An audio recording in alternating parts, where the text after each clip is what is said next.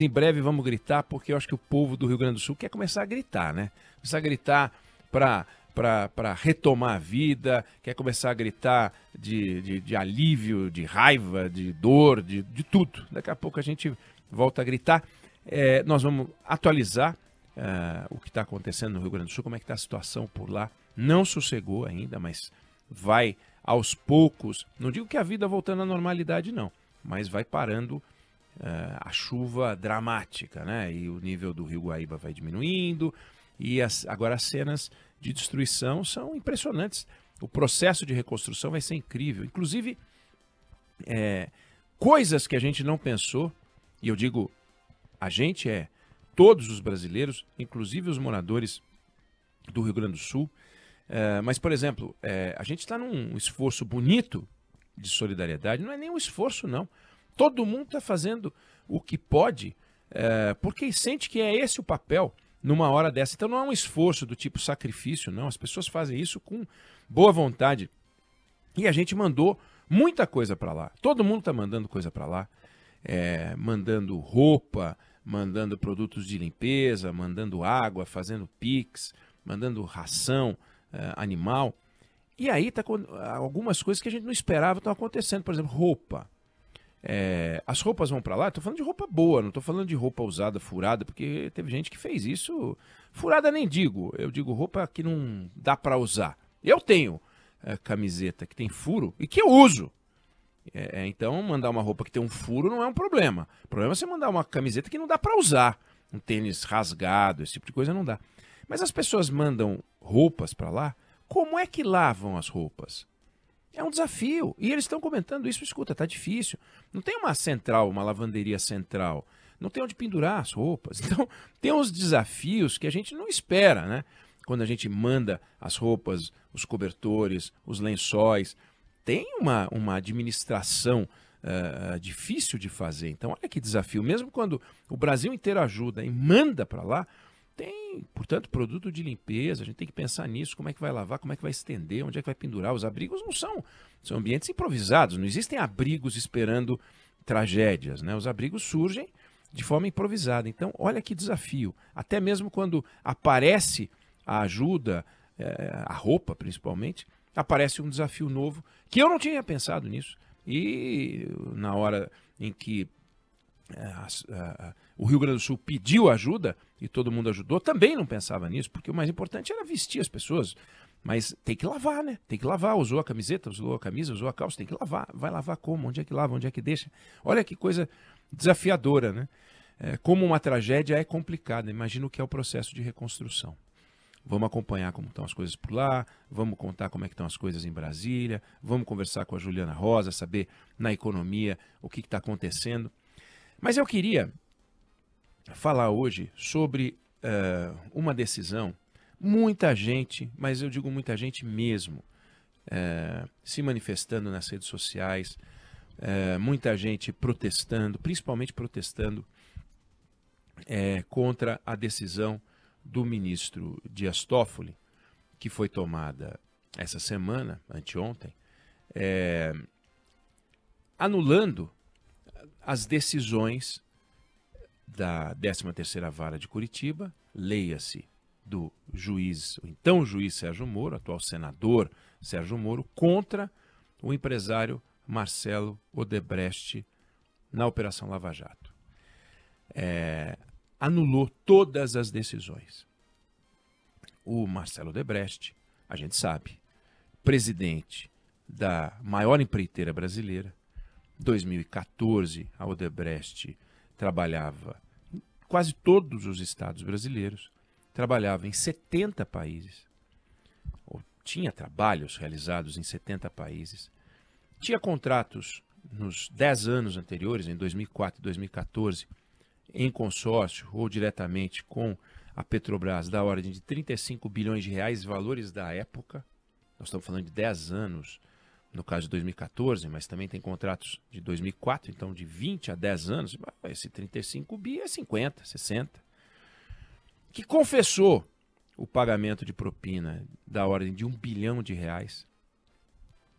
Que tinha um setor montado especificamente para fazer o pagamento de propinas, um setor chamado de operações estruturadas dentro, mas era o departamento de pagamento de propina, que virou um banco. Eles compraram um banco que tinha uma estrutura executiva só para cuidar do pagamento de propina, que deu dinheiro para o PT, para o MDB, hoje MDB, para o PSDB, para todos os partidos, que tinha investigação em obras de metrô, de túnel, de hidrelétrica, de adutora, de presídio, de aeroporto, de estádio, do que você quiser, que fez uma delação, que confessou ter pago propina para várias pessoas, a maior delação da história do mundo capitalista, dezenas de executivos, que recebeu uma multa monumental jamais vista no Brasil. E de repente, e eu vou usar a palavra de repente só como de forma retórica, o ministro do Supremo Tribunal Federal, Dias Toffoli, anula todas as decisões condenatórias do juiz Sérgio Moro. E aí as pessoas ficaram, não, pera, indignação total. Não dá. Não dá. Como é que pode a corrupção ser absolvida? O corruptor maior da história do Brasil ser absolvido? Como pode um ministro do Supremo Tribunal Federal se curvar a isso? Como pode no Supremo Tribunal Federal a gente ter um ministro que permite, que patrocina essa excrescência que é a anulação das condenações de um grupo que tentou salvar o Brasil da corrupção, de um juiz e um grupo de procuradores que tentaram vencer uma estrutura corrupta que o Brasil jamais conheceu. O Brasil está perdido. O Supremo Tribunal Federal está completamente perdido. Temos que rever tudo. Essa é a reação de boa parte das pessoas. Bom, recomendação: fazer o que eu fiz.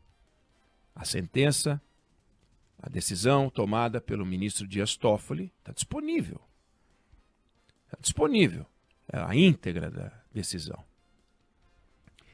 E aí você vê como já se sabia, e qualquer pessoa que acompanhou esse caso com equilíbrio, com independência, com distanciamento crítico, sem paixão, vai perceber que a investigação sobre o maior esquema de corrupção da história do Brasil se tornou o desmonte de um mega esquema de conluio e parcialidade entre o Ministério Público e o Poder Judiciário, que tentou matar o Estado democrático de direito, com violação ao princípio da imparcialidade, com manipulação de investigação, com manipulação de depoimento, com manipulação de processos, com acordos de colaboração montados a partir de enredos pré-estabelecidos.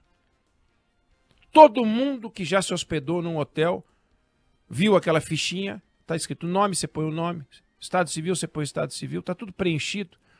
Na Lava Jato estava tudo preenchido e só tinha que colocar as historinhas. Com desprezo pelo contraditório. Esse é o saldo da Lava Jato.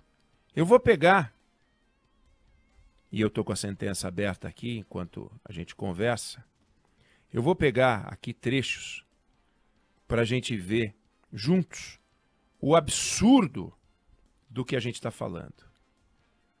Então, diz lá, a certa altura, frases, diálogos que foram desmascarados, porque a Operação Spoofing conseguiu os diálogos de mensagens trocadas por procuradores com o juiz Sérgio Moro, por procuradores com delegados. Frases como: se tiver um jeito de prender o velho Emílio, pai de Marcelo Odebrecht, ou algum familiar próximo a Marcelo Odebrecht, ele demite na hora a advogada de combate, porque estavam incomodados com a advogada Dora Cavalcante, que era cri-cri, porque para eles todo mundo que não se curva ao desejo deles é cri-cri. Atingir o Lula fará o mesmo efeito. Frente a isso, acho que está na hora de uma paulada. Qual paulada? Poderíamos largar que o MO, Marcelo Odebrecht, vai cumprir de 2 a 4 anos, com uma pena de 20 anos, e o velho, Emílio Odebrecht, 1 ano fechado. Que isso é condição do acordo. Inafastável do acordo. Tem uma hora, em julho de 2017, que o advogado, um dos advogados de defesa do Marcelo Odebrecht, questionou uma decisão do Sérgio Moro, diálogo deles. MO, já disse Marcelo Odebrecht, está de sacanagem. Acho que MO está precisando passar mais alguns finais de ano na carceragem. E assim brotam dezenas de diálogos, mostrando que o Estado Democrático de Direito só fica no papel para Lava Jato. Lá pelas tantas, o juiz Dallagnol, o juiz Sérgio Moro pergunta: vocês entendem que tem uma denúncia sólida o suficiente? Deltan Dallagnol responde: sim. Na parte do crime antecedente, colocaremos que o esquema Petrobras era um esquema partidário de compra de apoio parlamentar, como no mensalão, mas mediante indicações políticas usadas para arrecadar propina para enriquecimento ilícito e financiamento de campanhas. O esquema era dirigido pelas lideranças partidárias, dando como exemplo JD, José Dirceu, e Pedro Correia, que continuaram recebendo mesmo depois que deixaram a posição. E vai, que vai, que vai. E diz o seguinte: estamos trabalhando a colaboração de Pedro Correia, que dirá que Lula sabia da arrecadação, e marcamos depoimento para um dia depois da nova fase para verificar a versão dele. Camargo Correia e Andrade Gutierrez estão fazendo levantamentos das palestras. A depender do amadurecimento, estarão nos crimes antecedentes também os esquemas de FGTS e BNDES. Quanto à lavagem, denunciaremos os pagamentos da Odebrecht e OAS no sítio, apartamento e mudança. A depender do amadurecimento, colocaremos também as palestras e a antena da Andrade Gutierrez.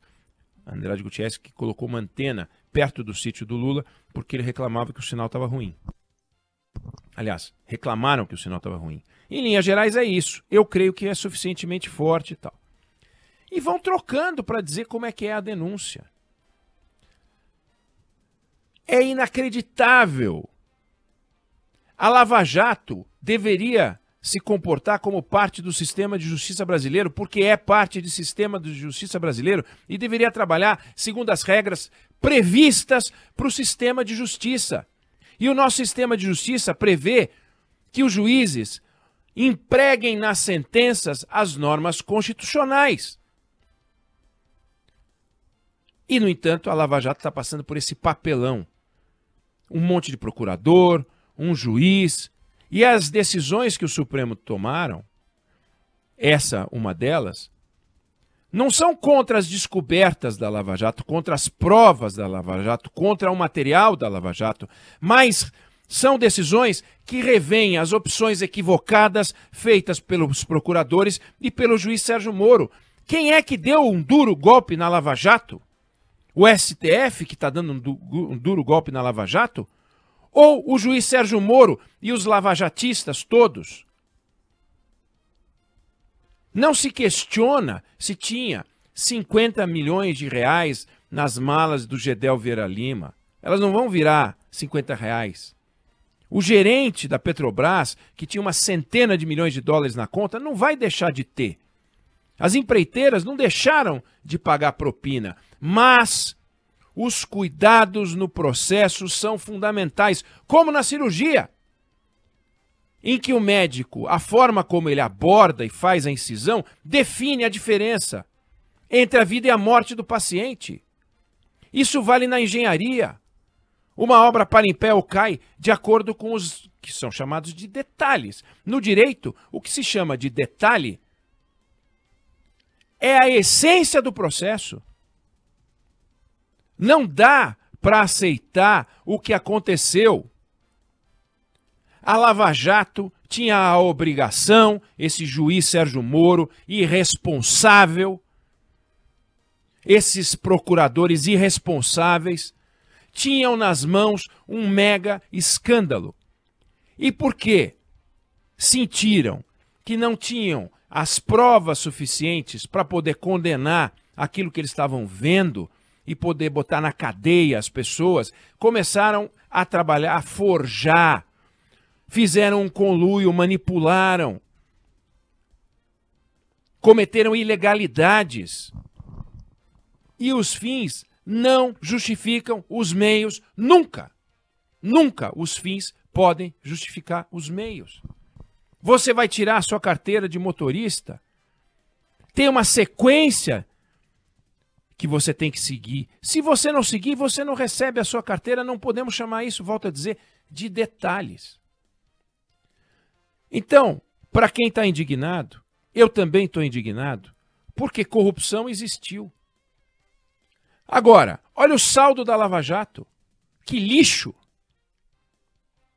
Um juiz que comete ilegalidades, procuradores que cometem ilegalidades, um conluio e todos os denunciados, acusados, condenados agora vão poder recorrer. Basta provar o que Marcelo Odebrecht provou, que eles foram coagidos a firmar um acordo de delação e que foram prejudicados. E com isso, a Lava Jato acabou. Quem é que matou a Lava Jato? O Supremo Tribunal Federal? Qual deveria ser o papel do Supremo Tribunal Federal? Abençoar as ilegalidades do sistema de justiça brasileiro? Bandidos não têm compromisso com as leis. Quem tem que ter compromisso com as leis são os juízes, são os procuradores, é o sistema de justiça. Fizeram juramento, prestaram concurso público. Não podem cometer ilegalidades. Eu sou do tempo, estou fazendo 60 anos, em que nos filmes de Bang Bang a gente sabia quem era o mocinho, quem era o bandido. Era fácil. O mocinho já usava um chapéu branco, o bandido usava um chapéu preto, o revólver do mocinho tinha balas eternas, nunca acabavam, o revólver do bandido acabava as balas, a mira do mocinho era melhor, e no final você não tinha o mocinho colocando um saco na cabeça do bandido falando onde é que está o baiano. Nunca existiu isso. Não recebia propina o xerife da cidade. Eram filmes, né? Eram filmes. Aí você vê a realidade é completamente diferente. Na hora em que um policial faz algo que não pode, tortura, ameaça, mata, ele está errado. Ah, mas o bandido faz igual. Pô, mas o bandido vai para a cadeia quando faz isso. Quando o policial faz isso, tem que ir para a cadeia também. Se a gente tem empresários roubando e cometendo ilegalidades, não pode o sistema de justiça cometer ilegalidades, porque, volto a dizer, os fins não justificam os meios, de forma que a decisão tomada pelo Dias Toffoli, ela é como é que eu posso dizer, o coroamento, ou o ponto final, ou o último movimento, virão outros, mas assim, é um rito de passagem, é o enterro de um esquema que cometeu uma agressão ao Estado Democrático de Direito. Dançou. E com isso o Brasil fica nessa lama. Você sabe que teve corrupção, você fica indignado com a corrupção, mas você sabe que aqueles que foram combater a corrupção cometeram ilegalidades. E estão aí. E não vai acontecer nada com eles. Sérgio Moro é senador, Deltan Dallagnol está aí, ele dançou, mas pela política. Estão aí, fizeram o que quiseram. E deu esse lixo. Quebraram as empresas e não resolveram o problema. Limparam a corrupção? Não. Sujaram o sistema de justiça. É lamentável o que aconteceu no Brasil durante a Operação Lava Jato. É lamentável. Sujaram a imagem, ajudaram a conspurcar a imagem do Supremo Tribunal Federal, que fica como o tribunal que apoia bandidos. E que basta ler a sentença, volto a dizer, é chato ler a sentença, tem 170, sei lá quantas páginas, mas está lá. Não quer ler a sentença do Toffoli? Não importa, leia outros documentos. Pega a Operação Spoofing e vê, está lá. É para quem quiser ver. Agora, se a gente vai abençoar o crime do Estado, porque ele está investigando um crime que não é do Estado, nós estamos fritos. Nós vamos escolher que criminoso que nós vamos apoiar. Nós não podemos apoiar crime nenhum. Então, não dá para alguém, porque fez um concurso público e pode ser chamado de juiz, e que era adorado no Brasil. O Sérgio Moro era um rei. Ele pegou a coroa dele e quebrou. Ele pegou aquele manto dele, o manto sagrado da justiça, e jogou no lixo.